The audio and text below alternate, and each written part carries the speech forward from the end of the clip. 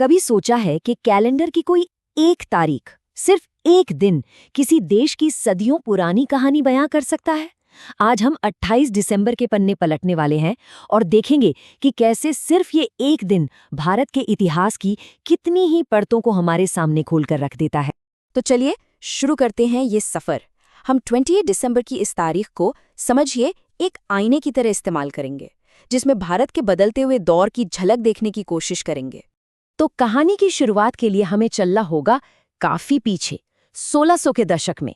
ये वो दौर था जब मुगल साम्राज्य अपनी बुलंदी पर था और सत्ता के लिए संघर्ष, टकराव, ये सब बहुत आम बातें थी। और 28 दिसंबर की तारीख हमें सीधे सम्राट औरंगजेब के दौर की दो बहुत बड़ी घटनाओं से जोड़ती है।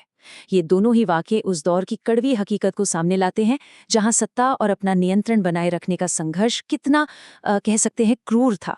अच्छा, 1688 की इस घटना को अगर हम एक बड़े पैमाने पर देखें, तो सोर्स हमें एक अंदाज़ा देता है कि औरंगजेब की नीतियां कितनी असरदार थीं और उनका दायरा कितना बड़ा था।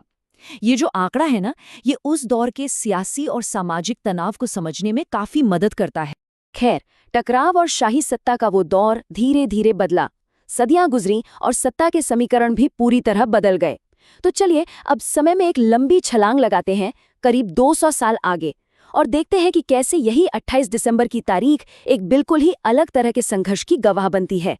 ये संघर्ष था स्वशासन और एक नई आधुनिक राजनीति के जन्म का। ये देखिए, 1885 में भारतीय राष्ट्रीय कांग्रेस के बनने के साथ एक संगठित आंदोलन की नींव पड़ती है। फिर 1896 में वंदे मातरम का गाया जाना, जो राष्ट्रीय भावना का एक बड़ा प्रतीक बन गया। फिर देखिए, लगभग एक सदी बाद 1984 में वही कांग्रेस पार्टी एक बहुत बड़ी चुनावी जीत हासिल करती है। और फिर 2013 में एक बिल्कुल नई राजनीतिक शक्ति आम आदमी पार्टी सामने आती है। मतलब ये पूरी यात्रा दिखाती है कि भारतीय लोकतंत्र ने वक्त के साथ खुद को कैसे बदला और विकसित किया है। देखिए, भारतीय राष्ट्रीय कांग्रेस का बनना भारत के इतिहास में एक बहुत ही बड़ा, एक निर्णायक मोड़ था। इसने पहली बार देश भर के पढ़े लिखे लोगों, वकीलों, पत्रकारों, इन सबको एक साथ एक मंच पर ला खड़ा किया, और यहीं से संगठित राजनीतिक चर्चा और राष्ट्रवाद की एक मजबूत नींव रखी गई। और फिर सोचिए, एक सदी से भी ज्यादा गुजरने के बाद ठीक इसी तारीख को दिल्ली के राजनीतिक मंच पर एक नया चैप्टर शुरू होता है, जब आम आदमी पार्टी ने उसी कांग्रेस पार्टी के समर्थन से सरकार बनाई, जिसकी नींव भी इसी दिन रखी गई थी।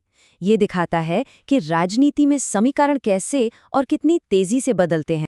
लेकिन देखिए, किसी भी देश की कहानी सिर्फ राजनीति तक तो सीमित नहीं होती है ना।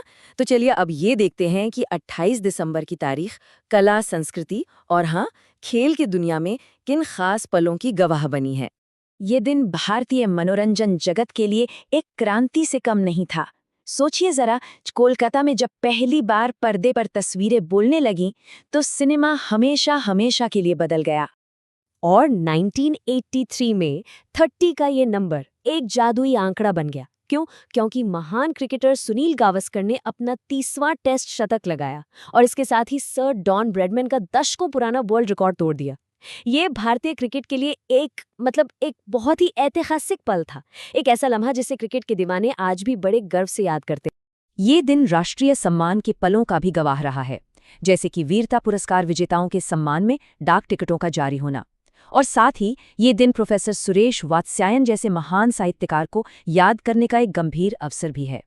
तो जब हम इन सभी अलग अलग धागों को एक साथ जोड़ते हैं, इन सारी कहानियों को एक साथ देखते हैं, तो 28 दिसंबर की ये तस्वीर आखिर दिखती कैसी है? शाही दौर के टकराव से लेकर लोकतंत्र की पहली सीढ़ी तक, सिनेमा में आवाज के जादू से लेकर क्रिकेट के मैदान पर बने वर्ल्ड रिकॉर्ड तक, ये एक ही दिन, सिर्फ एक तारीख हमें भारत के इतने पेचीदा लेकिन शानदार इतिहास की एक छोटी सी झलक दे जाता है। और सबसे दिलचस्प बात तो ये है कि इतिहास कोई बीती हुई बात नहीं है, वो तो हर पल लिखा जा रहा है। तो ये सोचना कितना रोमांचक है ना, कि भविष्य में और कौन सी बड़ी घटनाएं होंगी जो इस तारीख की इतनी समृद्ध विरासत में अपना नाम जोड़ेंगी।